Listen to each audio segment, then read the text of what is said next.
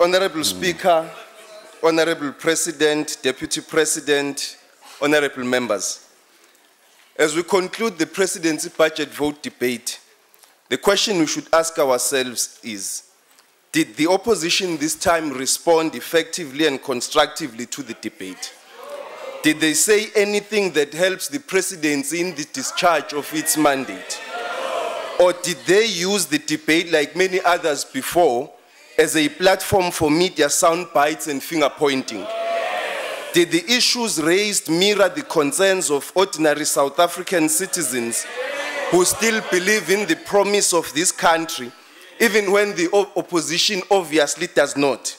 If not, it would seem as though some among the opposition have become nothing more than those that sigh for the flesh pots of apartheid.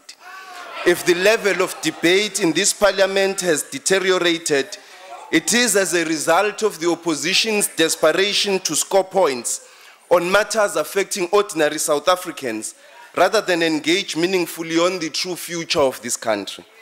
Their eagerness to celebrate what they perceive as early failures speaks volumes of their bitter short-mindedness. The opposition has become synonymous with doom.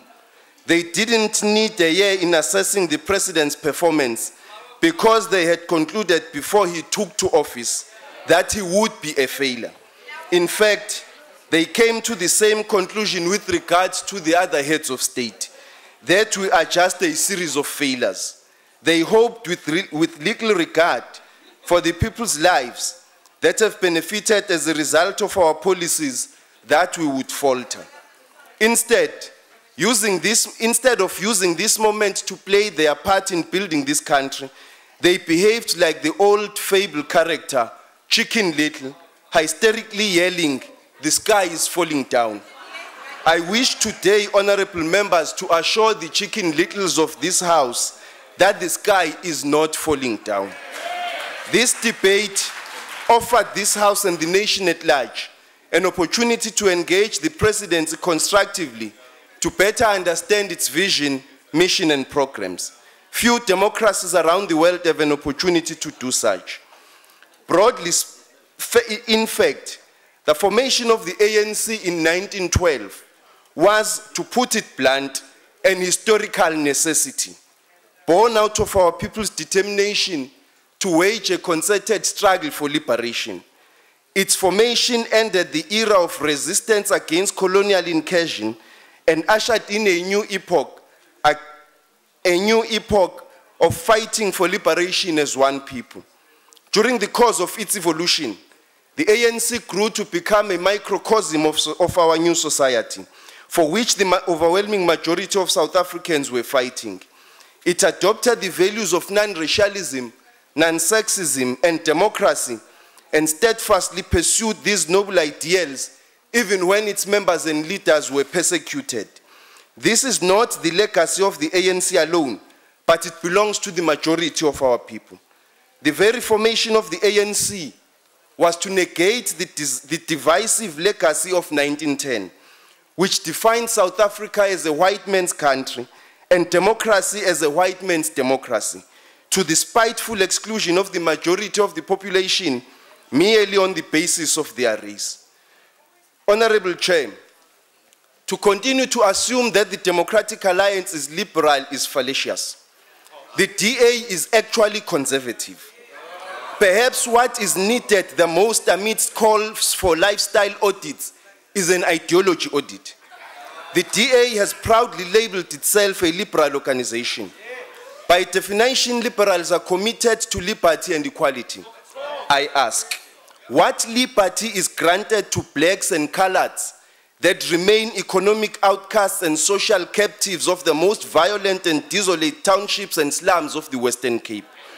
What liberty is granted to the same communities who are purposely played like pawns against each other by the DA-led government? And what equality is granted to the dispossessed Africans who are sidelined and undermined by the Western Cape dispensation? And what sort of fairness and respect of human rights warrants the incidence of human beings being subjected to the humiliation of having to use toilets without walls? And with liberals like these, who needs conservatives? Clearly, the DA is actually a lobby group for conservative nostalgic interests. It is no more a liberal party than COPE is united. But do not just take my word for it. If you listen carefully, you hear this condescending tone in their insensitive demeaning of African culture, in the falsehood peddled about the presidency, and particularly the person of the president himself, and in all sorts of profanities they yell from the sidelines. We have grown to expect this behavior from people who use terms like vampire state to define our hard-earned democracy, because we know that they share commonality with the type of conservative American republicanism which popularized this term with the intention to scare the masses into supporting them. Since they cannot inspire the masses to vote for them, they conspire to scare or hoodwink them into it. One only needs to refer to the DA's Stop Zuma or Fight Back campaigns to prove the point. Rather than focus on the potency and promise of their own policies, they focus on personalities and scare tactics. This means two things. Firstly, that they are politically bankrupt. And secondly, that they underestimate the intellect of the masses. I think they might have taken the term opposition too literally. If the ANC is for transformation, then they are opposed to it. If the ANC is for better labor rights, then they oppose that. So since the president has reaffirmed the hope and dream of Madiba's integrated rainbow nation, dare I ask if they oppose that too? I guess the answer is reflected clearly in the Western Cape. We are tired of hearing what you claim to be against. Can you, even for a brief moment, just tell us what you are for? Honorable Trollip,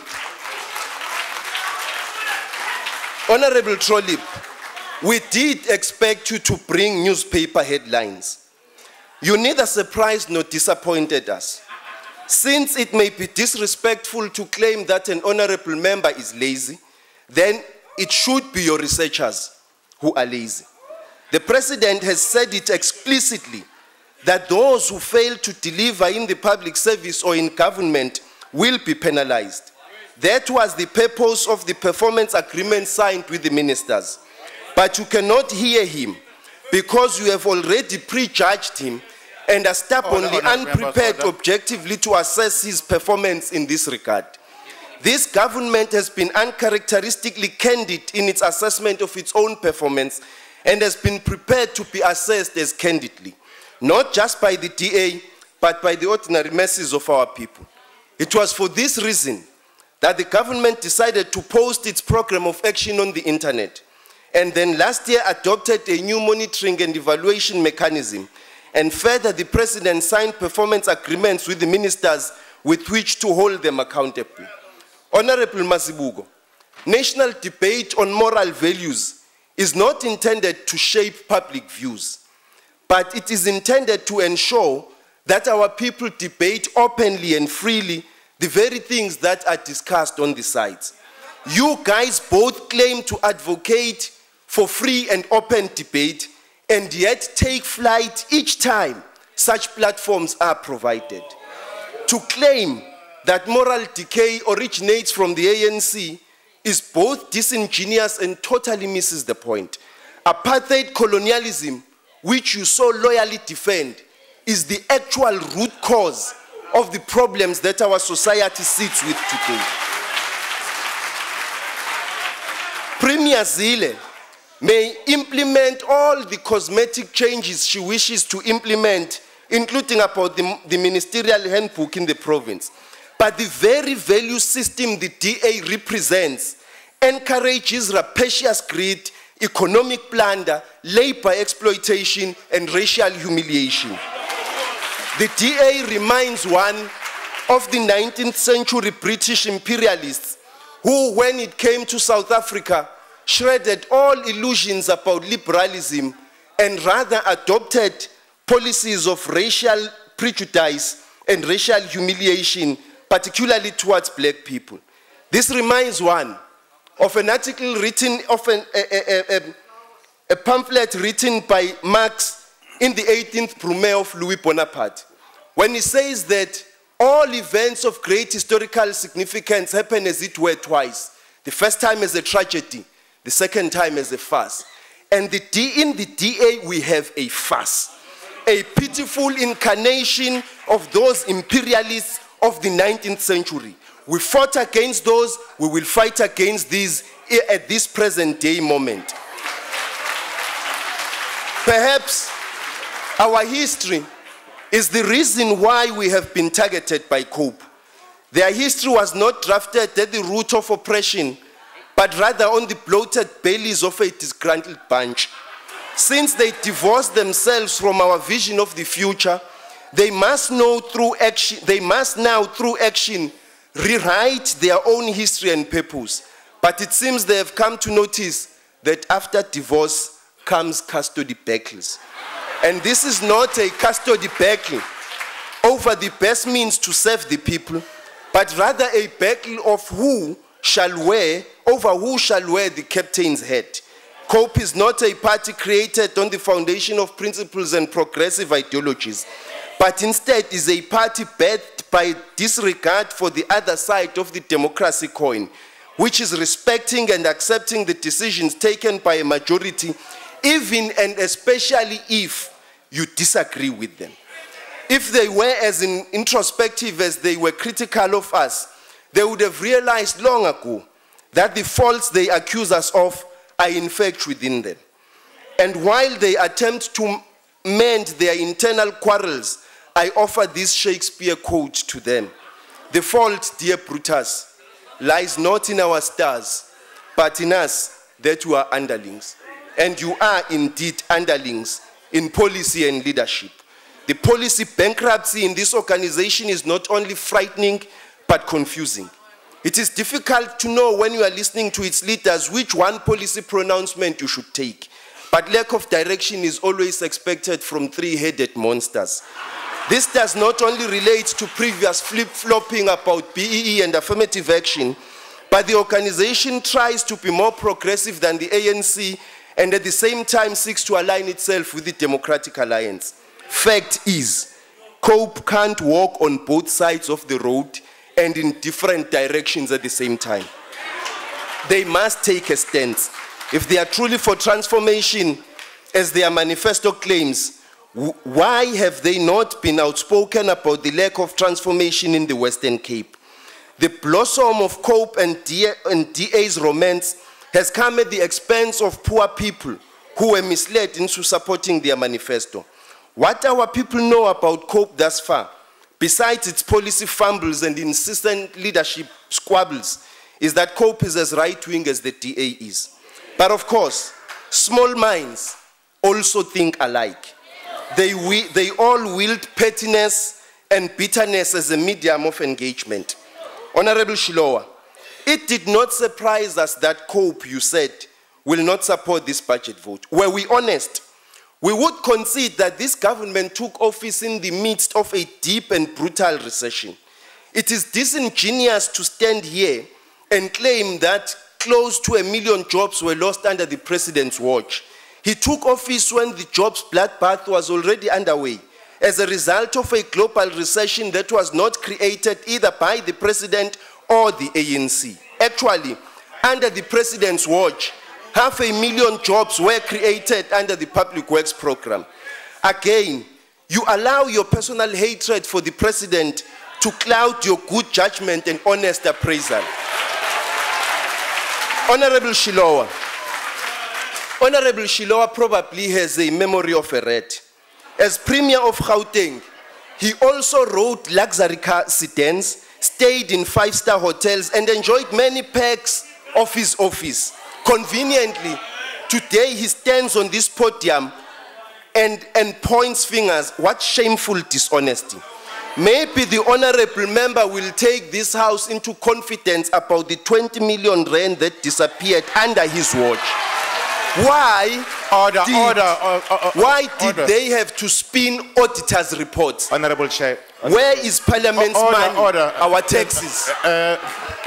Honorable member, please take a seat. Honorable Shilawa. I think the member is out of order.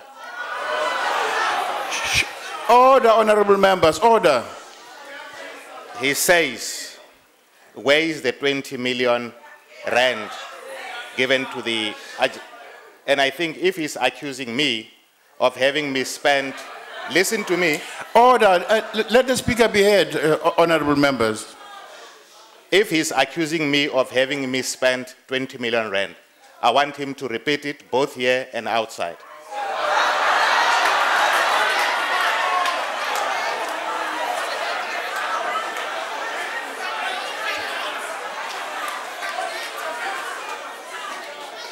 Order.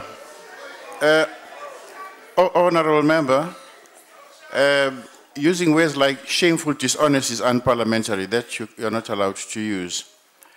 But continue. Thank you very much. The same honorable member accused the president of having lost South Africa 1 million jobs under his watch, and he certainly forgets. But the honorable member failed voluntarily to acknowledge his own child, and has the audacity to stand here and point fingers. The same honorable member, still on the issue of the memory of a red, the COP's founding member, Mr. Terra Lekota, your nemesis, sir, was sanctioned by this very house in May 2003 for failure to disclose his business interests. Shame on him, he's not a member of the house, and shame on selective amnesia and selective morality. Maybe these inconvenient truths are too inconvenient, but they must be said. A certain honorable member's wife was chair of the IDC and approved a loan for a company in which she had a shareholding. She had a chauffeur-driven car, even though she was not an executive chairperson. Well, you be the judge. Mr. President, thank you very much to you and Deputy President for your wise collective leadership. Under your stewardship, we have great hope that together we can and will do more. Thank you.